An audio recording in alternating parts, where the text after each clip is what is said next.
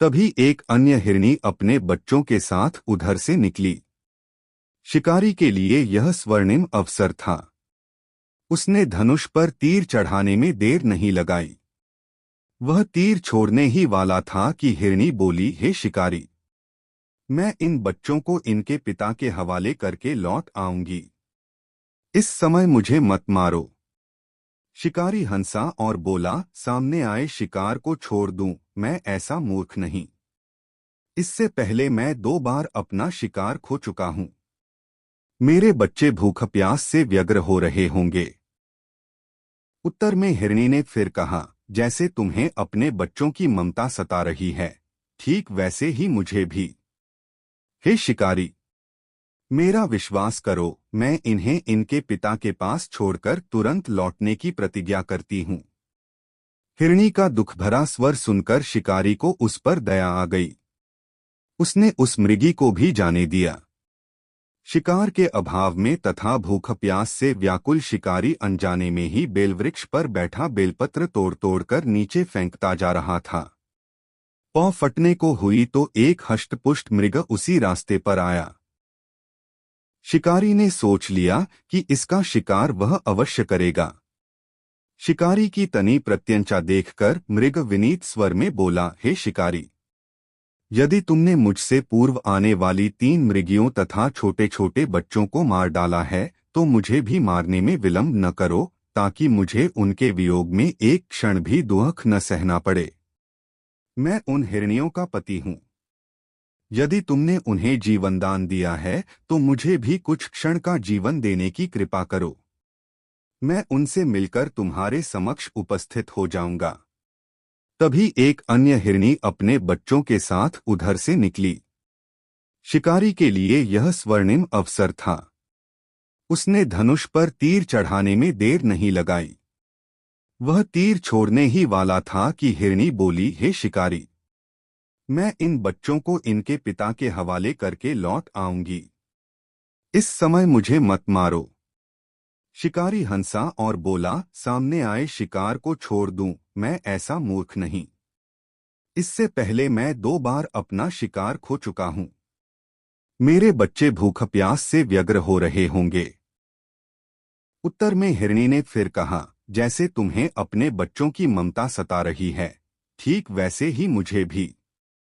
हे शिकारी, मेरा विश्वास करो, मैं इन्हें इनके पिता के पास छोड़कर तुरंत लौटने की प्रतिज्ञा करती हूँ।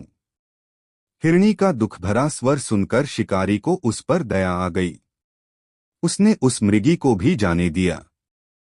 शिकार के अभाव में तथा भूख प्यास से व्याकुल शिकारी अनजाने में ही बेलवृक्ष पर बैठा बेलपत्र तोड़ तोड़कर नीचे फेंकता जा रहा था। पौ फटने को हुई तो एक हष्टपुष्ट मृग उसी रास्ते पर आया। शिकारी ने सोच लिया कि इसका शिकार वह अवश्य करेगा। शिकारी की तनी प्रत्यंचा देखकर मृग विनीत स्वर में बोला, हे शिकारी, यदि तुमने मुझसे पूर्व आने वाली 3 मृगियों तथा छोटे छोटे बच्चों को मार डाला है तो मुझे भी मारने में विलंब न करो, ताकि मुझे उनके वियोग में एक क्षण भी दुख न सहना पड़े। मैं उन हिरनियों का पति हूँ।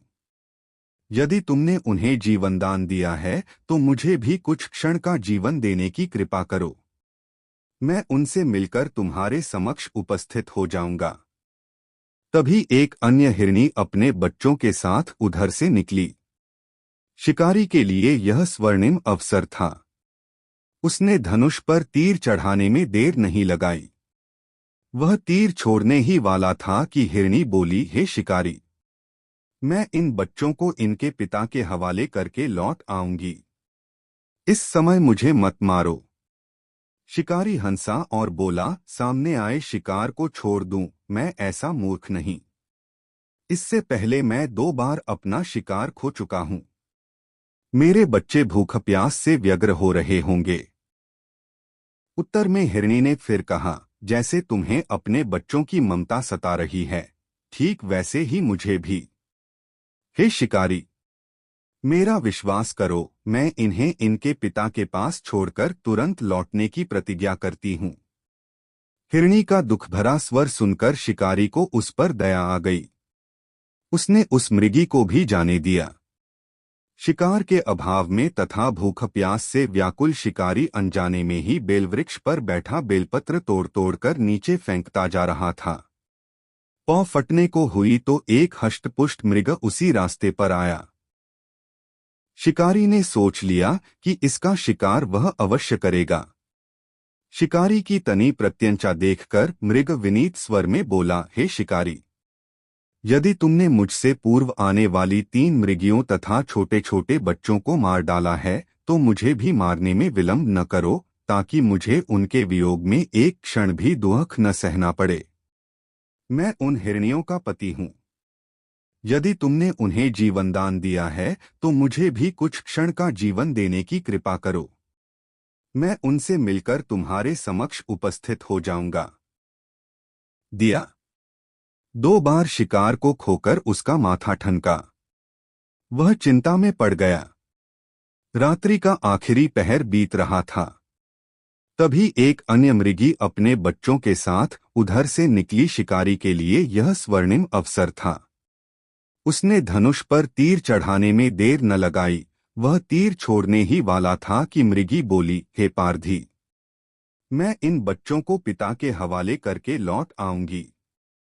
इस समय मुझे मत मार। शिकारी हंसा और बोला, सामने आए शिकार को छोड़ दूं, मैं ऐसा मूर्ख नहीं।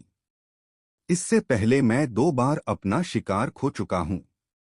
मेरे बच्चे भूख प्यास से तड़प रहे होंगे। उत्तर में मृगी ने फिर कहा, जैसे तुम्हें अपने बच्चों की ममता सता रही है, ठीक वैसे ही मुझे भी, इसलिए सिर्फ बच्चों के नाम पर मैं थोड़ी देर के लिए जीवनदान मांग रही हूं। हे पारधी, मेरा विश्वास कर, मैं इन्हें इनके पिता के पास छोड़कर तुरंत लौटने की प्रतिज्ञा करती हूं। मृगी का दीन स्वर सुनकर शिकारी को उस पर दया आ गई। उसने उस मृगी को भी जाने दिया। शिकार के अभाव में बेलवृक्ष पर बैठा शिकारी बेलपत्र तोड़ तोड़कर नीचे फेंकता जा रहा था। पौ फटने को हुई तो एक हष्टपुष्ट मृग उसी रास्ते पर आया। शिकारी ने सोच लिया कि इसका शिकार वह अवश्य करेगा। शिकारी की तनी प्रत्यंचा देखकर मृग विनीत स्वर में बोला, हे पारधी भाई, यदि तुमने मुझसे पूर्व आने वाली 3 मृगियों तथा छोटे छोटे बच्चों को मार डाला है तो मुझे भी मारने में विलंब न करो, ताकि उनके वियोग में मुझे एक क्षण भी दुख न सहना पड़े। मैं उन मृगियों का पति हूँ। यदि तुमने उन्हें जीवनदान दिया है तो मुझे भी कुछ क्षण जीवनदान देने की कृपा करो। मैं उनसे मिलकर तुम्हारे सामने उपस्थित हो जाऊंगा। मृग की बात सुनते ही शिकारी के सामने पूरी रात का घटनाचक्र घूम गया। उसने सारी कथा मृग को सुना दी।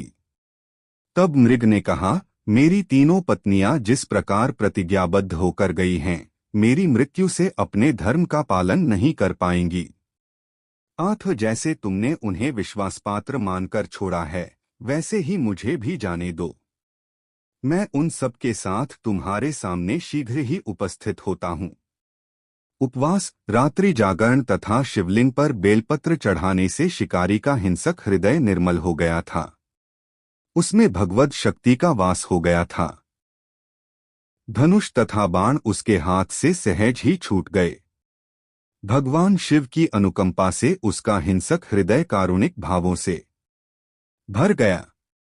वह अपने अतीत के कर्मों को याद करके पश्चाताप की ज्वाला में जलने लगा। थोड़ी ही देर बाद मृग सपरिवार शिकारी के समक्ष उपस्थित हो गया ताकि वह उनका शिकार कर सके, किंतु जंगली पशुओं की ऐसी सत्यता, सात्विकता एवं सामूहिक प्रेम भावना देखकर शिकारी को बड़ी ग्लानि हुई। उसके नेत्रों से आंसुओं की झड़ी लग गई। उस मृग परिवार को न मारकर शिकारी ने अपने कठोर हृदय को जीव हिंसा से हटा सदा के लिए कोमल एवं दयालु बना लिया। देवलोक से समस्त देव समाज भी इस घटना को देख रहा था। घटना की परिणति होते ही देवी देवताओं ने पुष्प वर्षा की। तब शिकारी तथा मृग परिवार मोक्ष को प्राप्त हुए।